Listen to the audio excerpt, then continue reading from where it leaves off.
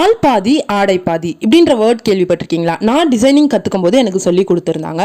நீங்கள் போட்டிருக்க ட்ரெஸ் கூட ஒரு சில இடத்துல நீங்கள் யாருன்னு காட்டக்கூடிய ஒரு விஷயமா அப்படின்னு சொன்னாங்க.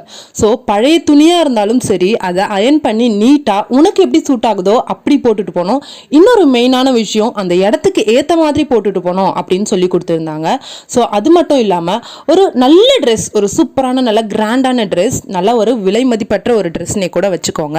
அந்த ட்ரெஸ்ஸை அயன் பண்ணாமல் அதுவும் கசங்கி போய் ஒரு இடத்துக்கு நீங்கள் போட்டுட்டு போகிறீங்க அப்படின்னா அந்த இடத்துல உங்களுக்கு மரியாதை குறைவாக தான் இருக்கும். உங்களுடைய தோற்றமும் அங்கே ப்ரெசன்டேஷனும் உங்களுக்கு கம்மியாக தான் இருக்கும். ப்ளஸ் உங்களுடைய நம்பிக்கை உங்களை விட்டு போகக்கூடிய ஒரு விஷயமா கூட இருக்கும் அப்படின்னு சொல்லியிருந்தாங்க. அதே மாதிரி தான் கந்தையானாலும் கசக்கி போடு, கூழானாலும் குளிச்சுட்டு குடி, இந்த வார்த்தையும் எனக்கு அந்த இடத்துல சொல்லி கொடுத்தாங்க.